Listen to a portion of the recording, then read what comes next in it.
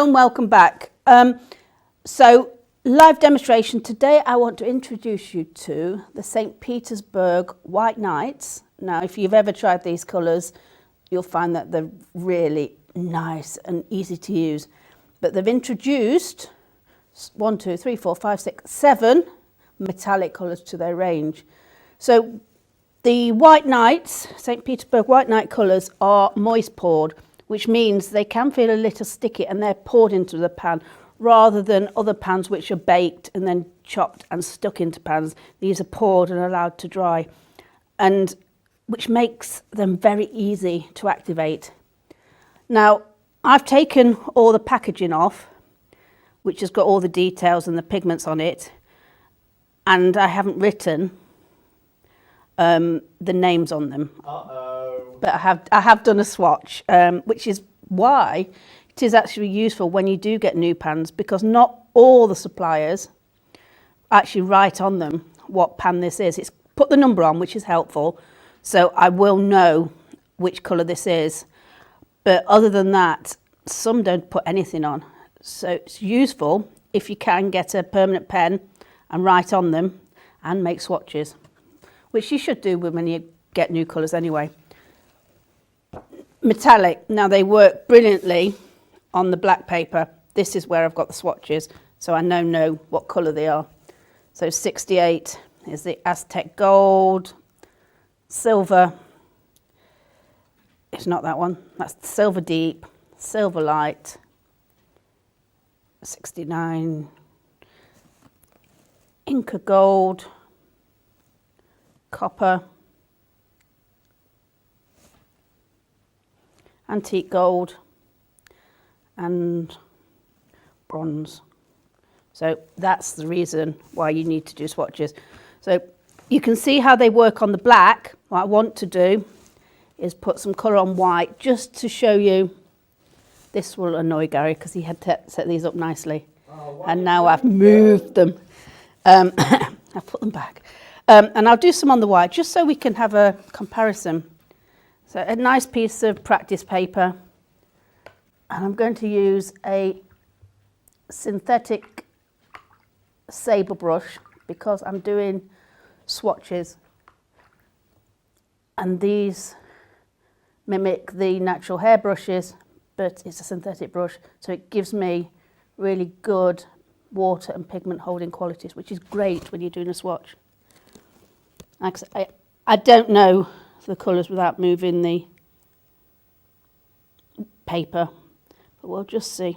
Let's have a look and see what they're like on. Ooh, can't see much shimmer on that, not the same as when it was on the black, but often you'll see it come out when it dries, so don't worry about that too much. So I think this is the silver, and you can see how easy and quick it is to actually lift the colours off. That might have a little bit of contamination from the previous colour. Again, not seeing as much on the white paper.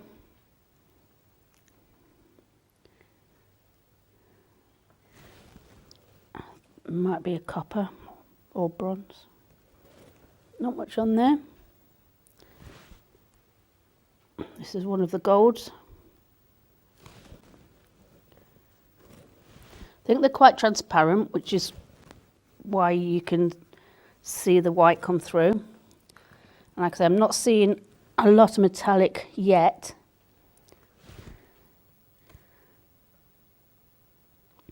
So again, another reason to do swatches, because you'll find some colours are more successful on the white, other colours are more successful on the black. And it's quite a nice way to start, because you get familiar with the colours quite quickly, quite easily. And it sometimes just helps you decide on what you want to do with them, where they will play a part in your palette. So you don't need all the colours, and like I'm going to do a demonstration using just these colours. You can use them as part of your palette, one of the colours, to add a little bit of sparkle or, you know, a bit of richness with the gold. And I know a brand will bring out a whole range, and it's really hard to decide what colours you want, or, you know, do I get the whole range? Take a little bit at a time. It's easy to add to your range, and it's actually exciting to add to your range. You look forward to a new colour, or, you know, you've already worked out what you're going to do with that colour. So those are the St. Petersburg White Nights on the white, and I can't see. Oh, that's nice actually. What was that? That one, which is 81. Antique gold. So antique gold is quite gold on the black, but it's on this white paper. I don't know if you can see it, but I can. I've got a lovely gold shimmer, but there's kind of a grey undertone. So that's actually quite nice. Yeah, the shimmer's coming through now. Can you see it? Yeah. Yeah. Some of the colours are still wet, but actually that is really quite exciting. I wasn't expecting to have that two-tone colour. And yeah, you can see the mica pigment starting to shimmer on there. So, sorry, could you do that with the black one as well? So yeah. Black one He's pulled it off, that's fine. Yeah. So you can see the black, and this is where the metallics really come into their own. So maybe over a dark pigment or a dark paint, you'll see them much better. But again, it's practice. And like I say, the antique gold here, compared to the antique gold on the white, that's really interesting. And I can see lots of possibilities for using this on the white paper. Is that okay, Gary? Yeah, good. Thank you. So I'm going to just I have an image in my head. I kind of have an idea, but we'll just have a little bit of fun on this black watercolour paper. So this is watercolour paper. To be honest, I think you can do this pretty successfully on a black cartridge paper. Make sure, depends how wet you use it, it's thick enough, because it will cockle, and depends how much of the paper you're covering. Try it on different papers. That's the point. You will find something that you don't expect works differently if you've tested it. So this is a watercolour paper. It has a slightly textured surface and is suitable for watercolours. What weight is it? I think it's a 300 gram. Yeah, 300, it might be 360. Yeah, 360 GSM, so quite a nice sturdy paper, which means I can really wet this and I'm not going to see any cockling. But the surface is sized, so it's suitable for watercolour. And that means it gives enough absorption, but not too much. Other papers which aren't sized will just absorb the paint, and you can't get some of the techniques, the wet in wet techniques. But a watercolour paper has sizing on, which is a layer that allows you the paint to absorb on some levels, but also allows you to work on the surface. So that's why I'm using this black watercolour paper, so I can use watercolour techniques. I'm going to do Geese in Flight. And I haven't got an original image, so I'm kind of mocking up a number of images. And this is the SAA masking pen. It's a new one. That's why I'm just activating it. And what this does is it gives me a nice thin layer of masking. There we go. Quite controllably. I've got the two pens, so I've got the SAA masking pen, which has got quite a broad fibre nib, but I know I can use that quite finely. And I've got the Pebeo drawing gum pen, which has got quite a fan pen. I'm using this as backup depending on what detail I'm looking for, but on the whole, I'm sure I can just use this one. But being able to put masking fluid down with a pen, it's really useful. You have that control. And keep the lid on so it doesn't dry up. Okay, I'm going to do a moon here. So I'm just going to mask around.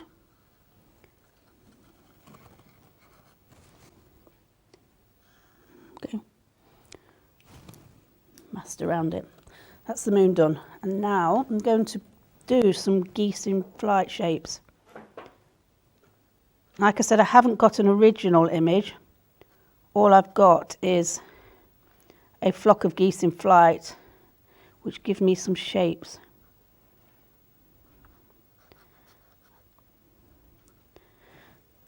And I'm masking out because I want these dark, so I'm thinking black, because I'm working on a black surface, and they will stand out black because I've masked out. And these are Canada geese, which I know I've got flying over my house every night in this season. And they honk as they go over in the morning, and they honk as they fly back in the evening. And they're just flying to the pond, which is just behind the house, but they are very noisy. Apparently the honking helps them to keep in contact with each other as they're flying. So there's one bird. I'm actually quite pleased with that shape. Let's do another one. I want them all flying in, so what shape do I want? Might do one with its wings down. This is nice and fresh pen, so it's given me a nice wet application. As they get a little older, they get a bit sticky and don't quite give you the same application. But it's masking fluid. Masking fluid does have a shelf life. And the same with the pen. It also depends how often you've used it and whether you forgot to put the lid back on.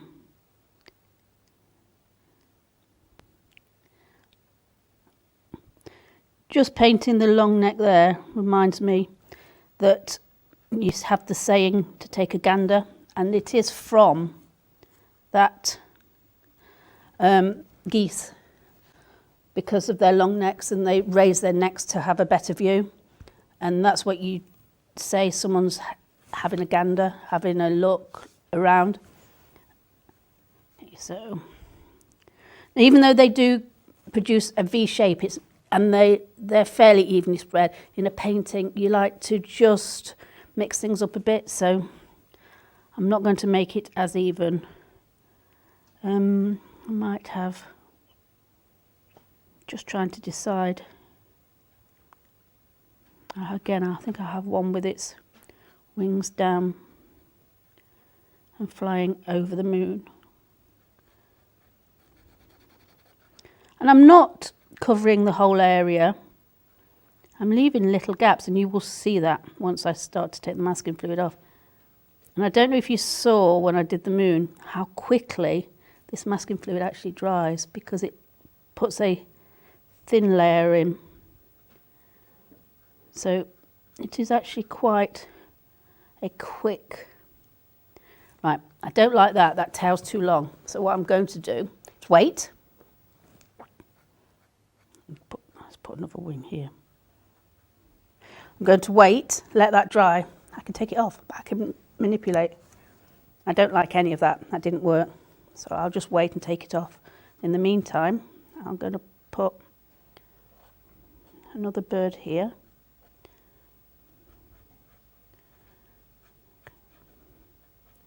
All I'm doing is looking at shape.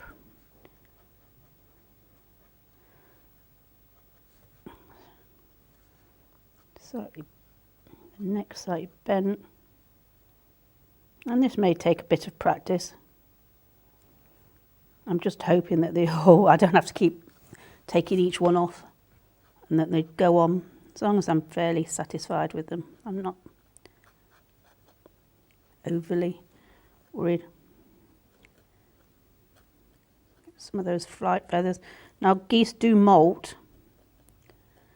after the breeding season, so they can appear a little scraggly at times. That's nice. It looks very similar to that one, so I need to change the flight a little bit. Let's do the 1,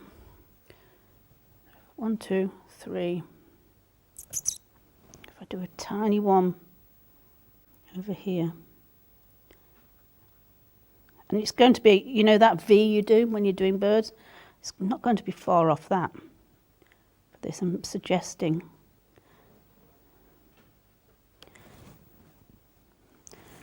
not overly.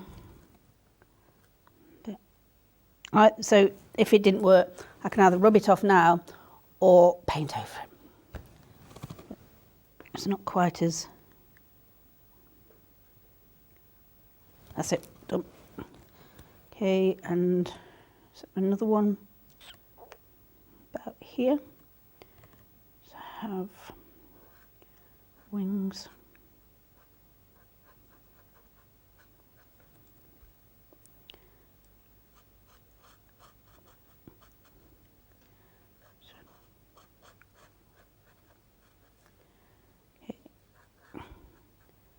Apparently, you can have a goose that's mated with a swan, and they're called a swoon. I didn't know that. That was one of the facts that came up. So this is a skein, was it, Gary? I can't remember. A skein of geese when they're flying. You get a gaggle or a flock, I think, is when they're on the ground. A skein when they're flying. I think we all call them a flock. I know I do. Like this one, I don't like. Or I just don't like the tail so much.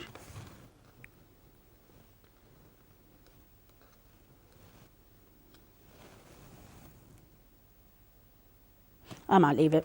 I'm not going to mess around too much. So the geese, I can play around with getting them in different order, but I think that will do for now.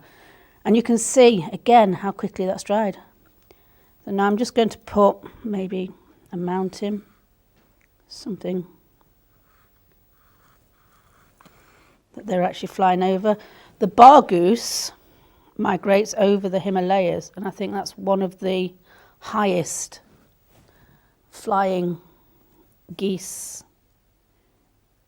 So it goes over the really high mountains. I'm trying to think, what is it? Everest. That's what I was trying to think of. I just wasn't coming to me. And they fly over those, and I think I was about 5,000 miles or so. They can reach about 65 kilometres per hour, which is about 40 miles an hour. And even faster if there's a tailwind or during migration. And they will return back to their same nesting sites that they were born in.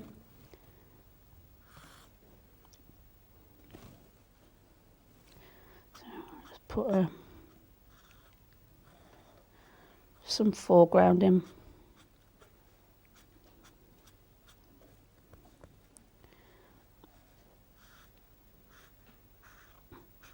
Don't know what these are, the seed heads of some sort.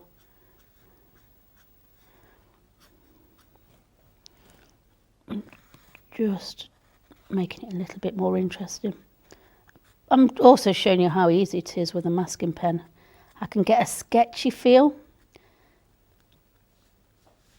So being able to control where I'm putting my masking fluid. Know it dries quickly, so I can just go into this painting quite quickly. It puts that thin layer on, so you're not putting too much masking fluid on, which reduces the risk of it tearing the paper. Look how easy it is. Now this is white, so when it is on white paper, it's a little bit more difficult to see. What's good about a white masking is sometimes the colour can stain. It depends on the age of the masking fluid, but white won't or shouldn't. It dries slightly darker, so you can just about see it. So on a very white paper, it's quite handy to have a white. Just also looking at whether or not I've got these all the same height, which I have, so I'm going to have to break it up. So even now, thinking about composition, and I was watching something the other day and you saw how artists change on their painting. You can see where they've changed things, where they've looked at it and looked at the composition and seen that it's not quite balanced, or they're not happy with it. And you alter things, so it's always a process which is moving, and you're always constantly thinking and adding to, taking away.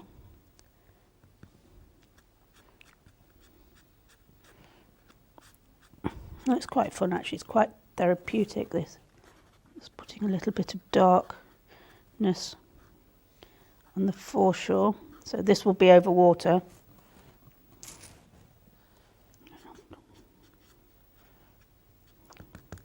I'm adding a few dots, it's going to again give a little bit more texture.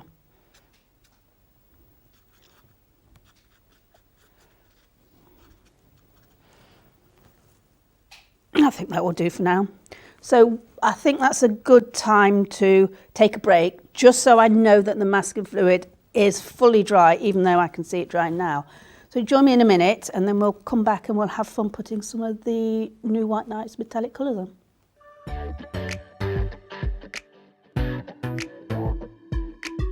Hi, I'm Ali Hargreaves and I'm here to introduce you to Ready Steady Paints. This is a monthly art subscription box for 6 to 11-year-olds. Ready Steady Paints has been designed by today's artists to support, develop and encourage those of tomorrow. I have had over 20 years experience as a primary school teacher. I've worked as an artist in residence in a number of primary schools and I'm also a mum. I've seen how creative subjects, especially art, has declined over the years and has been taught less and less in the educational system. We feel very passionate about filling in this artistic void. We're so excited to share the experience with you and your children. We hope to give children a chance to produce beautiful pieces of art with high quality materials. Following a hand-curated syllabus, each month subscribed children will receive a box full of high-quality artistic goodies in the post.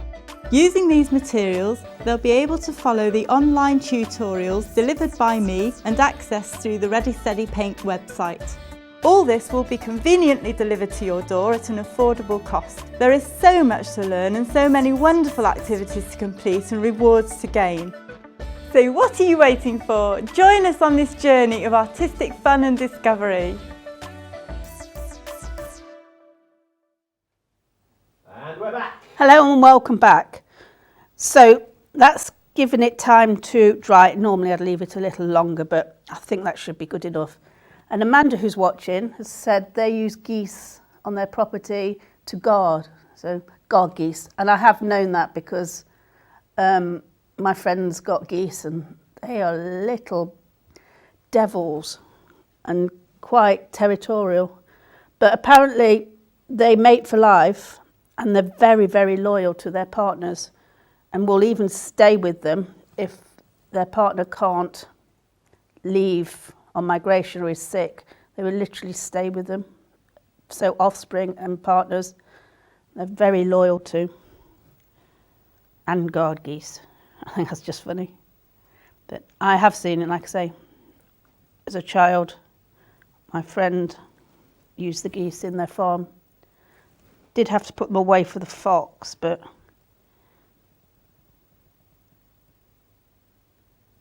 they were there and very noisy. I think that's why you have to see them around farms as well. Okay, so I'm just putting and I don't know where I'm going, I'm just going to pick up colour, see how it works. I'm putting on the sky a nice wavy sky. Having a little bit of fun because I'm going to be using just the metallics. So this is going to be a fun little piece. And what's nice is because I've masked off, don't have to worry about going round areas. just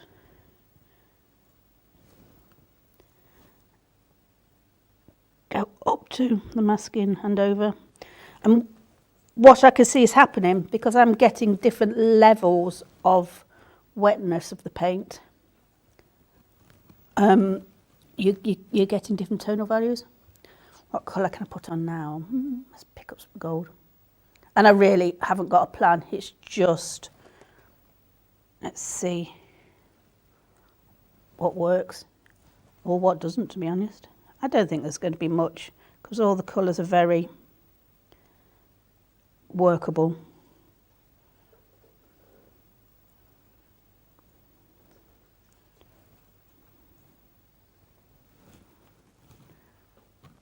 And I'll show you the water pot if I remember at the end, because that is a work of art in itself. You can see all the mica pigments.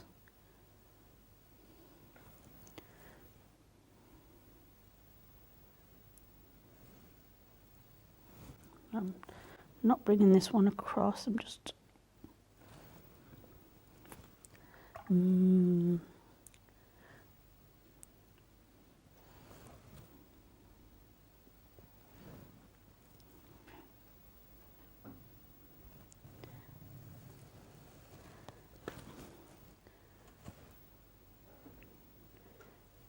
it's fun to just play, and that's what I'm doing now.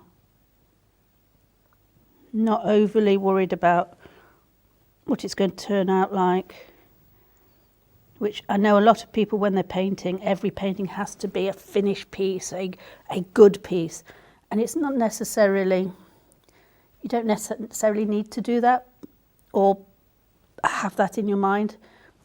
A lot of it is practice, learn, see what it does, and this is when you can start to focus and decide on what you want to achieve. I'm not one to plan usually. I don't overly plan what I'm going to do. But that's just me. That's just the way I work. If I do, I find I lose that freedom, that freeness of painting. If I've got a very structured idea of what's happening.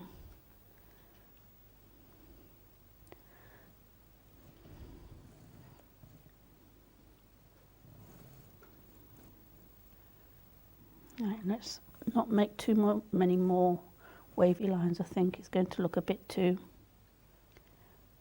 busy.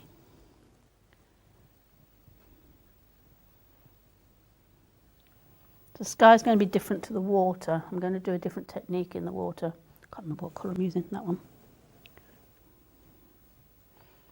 Don't mind if I go over the lines. If I wanted to be much more careful, I would isolate each layer, but mixing the colours, letting them flow into one another.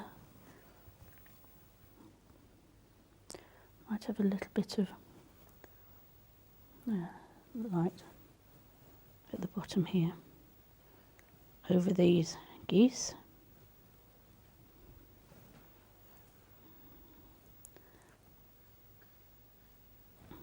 Might add some more up here.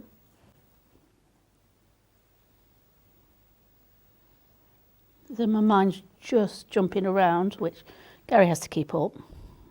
But all I'm doing is just looking, picking up a colour, thinking about how does that work.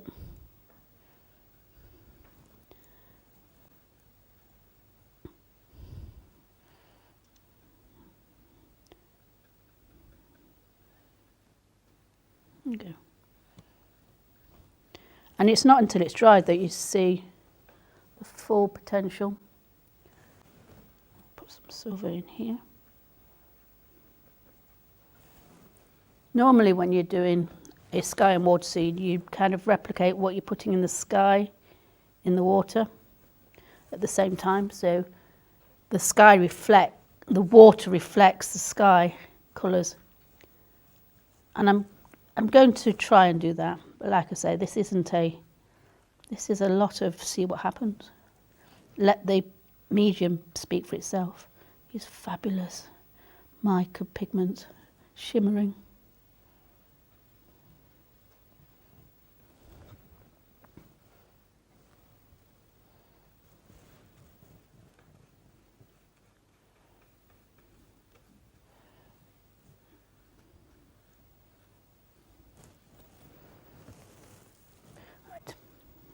was this? This was the antique gold colour.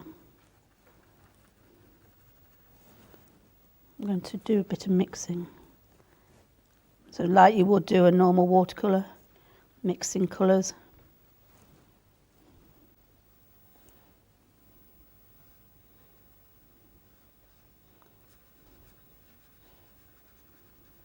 Might actually, because this is a watercolour paper, if you could see it as it's drying, they're drying much stronger. So my mountains are quite strong, and that's not what I want. I want them to be much darker, so I've put too much colour on. So let's see if I can lift it off.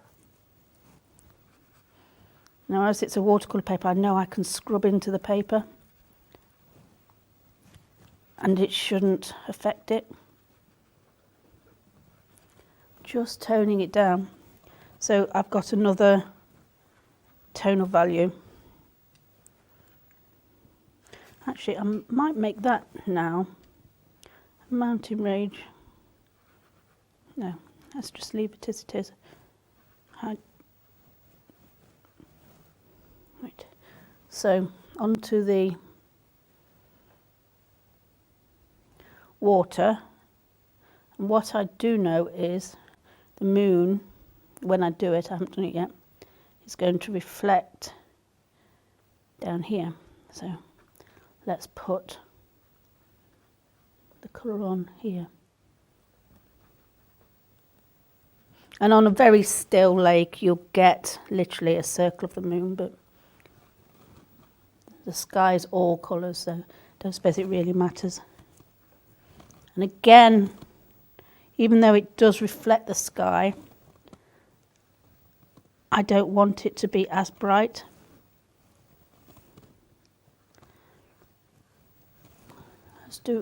Said I was going to do a different technique, so I'm doing a wet in wet.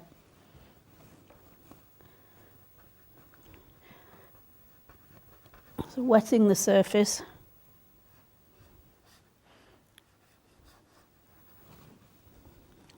It's actually quite nice, it's really darkened the paper. And I'm going to just drop the colour in and see what happens.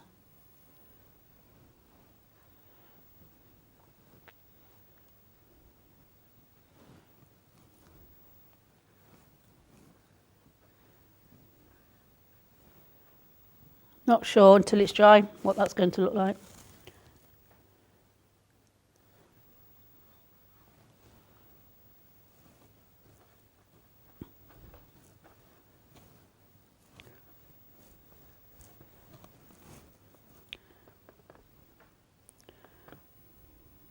And I can go back in, I can alter once it's dried and look at areas that I may need to work on. Now that will need time to dry, so while that's happening,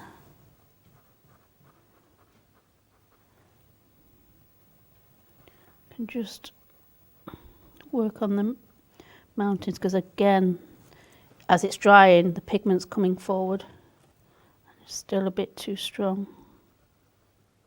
Now I can't take the masking fluid off until it's dry.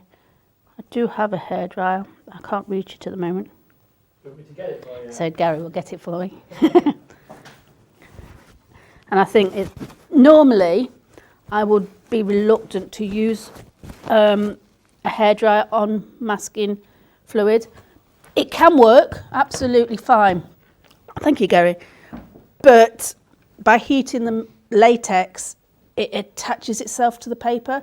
So I'd rather, if it was me, just let this dry naturally. I haven't got the time, so I blast with a hairdryer. We'll see. But just be aware that it depends on the surface you're working from, how successful masking fluid does stick to paper once you blast it with a hairdryer.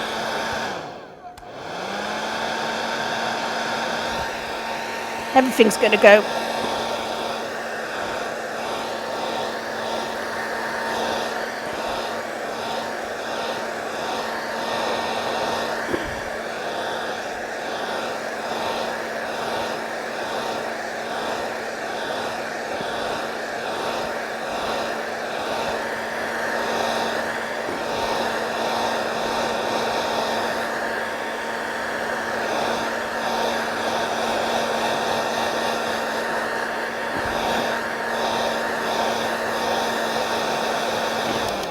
come back to that and let these areas dry at the bottom because I need to work on the moon. Now, I have to be careful here because I want to keep the goose still masked off. And I have not tried this before. Well, I did, but it didn't work. So I've not actually been successful in doing this before because I hadn't thought. So even though I say I don't think about things when I'm doing it, there are some stages you need to think about. So with the moon, it has to be done in a set stage in order to keep the masking, the bird masked out. So that should be just around the moon. Now this is a really useful tool, the mask away. So it just, you see how easy that was to grip. You can use your fingers, but what you're doing is adding greasy fingers onto a watercolour surface. So this precision, so I've been able to take off masking fluid where I needed to, and it takes it off cleanly. So now, the lightest, the silver. Maybe not quite as wet. So if I can easily go over the masked out goose.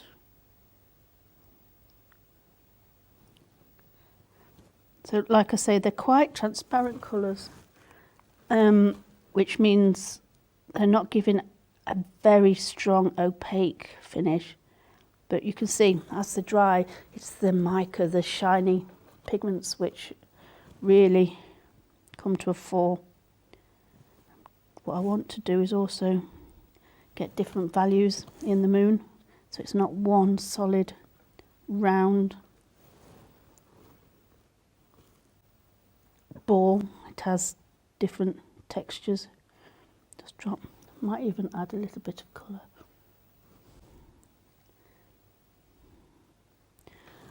Just to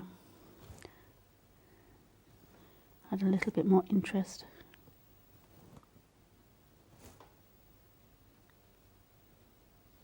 Okay.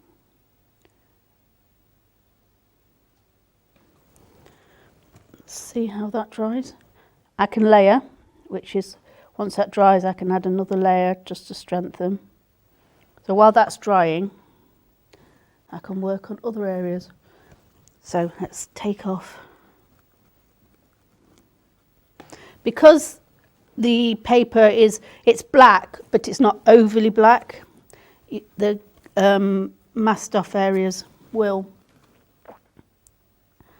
be less prominent. I missed a bit here. Okay, fixed it. And I can do that with any of the masking areas I don't like. So I wasn't careful to create solid areas. So there is some areas where the colour has gone through, but I like that. I think it just adds a little bit more interest. See how it really is easy with the mask away. So on this bird, I left some of the areas, did it quite sketchy, and you can see there light is hitting the wing, rather than being solid silhouettes, which you can do. I've been a little bit more sketchy. Right, this is still a little damp at the bottom. Let me dab off and blast.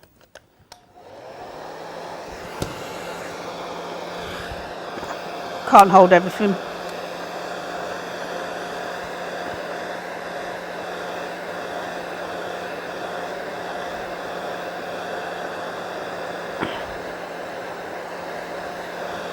That should be enough, but you do have to make sure it's bone dry before you take off masking fluid.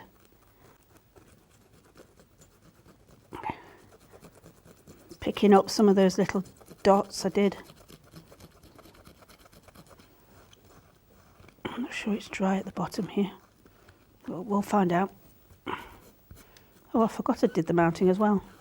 This is another good thing. It's picking up areas I'd forgotten I'd masked off. Because it's dried quite transparent, I can just about see, and I will be able to feel with my fingers at the end. I couldn't remember I'd masked off the mountains. So just rubbing this over picks that up. It really does save your fingers. Think about all that rubbing your fingers all over your paper.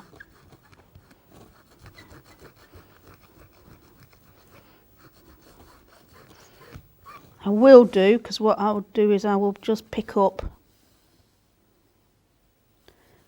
the little pieces I haven't got with my finger, but on the whole, most of this has been taken off with the mask away. Right, need to blast this because I can still see it's wet.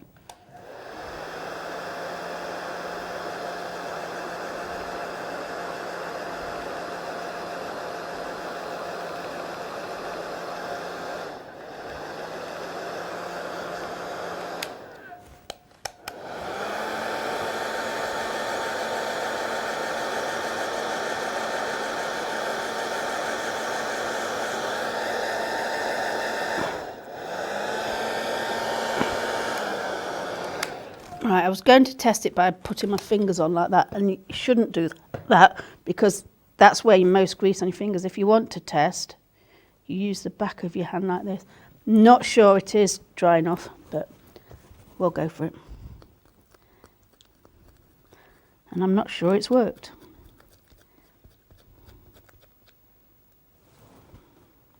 It doesn't look like anything much, does it? But not a problem. I can either take it all out, or I'm going to do a little bit of fixing. I think on the whole it's been quite successful. I'm quite happy with how it's turned out. But this doesn't make overly much sense. So a little bit of paint here and there, and I always find that fascinating, how little paint you can use to correct. I can't remember what paint I used there, so let's just pick up another colour. Okay, let's fix that. That doesn't look as bad as I thought. Probably would have looked better with one of these on there. But again, that's why you learn, you practice, you have a play. So, to reiterate, using the new White Nights metallic colours, 7 in all. Don't know if you need all. They're all very nice colours in their own right. But can you see that shimmer? And they work alongside the White Night paints, or as I've done, use it on the black watercolour paper. I've used them all. Or gouache, to be honest, I think you could use alongside. And I'm quite happy with that. So join me next week, I think it's on Tuesday, for another live demonstration.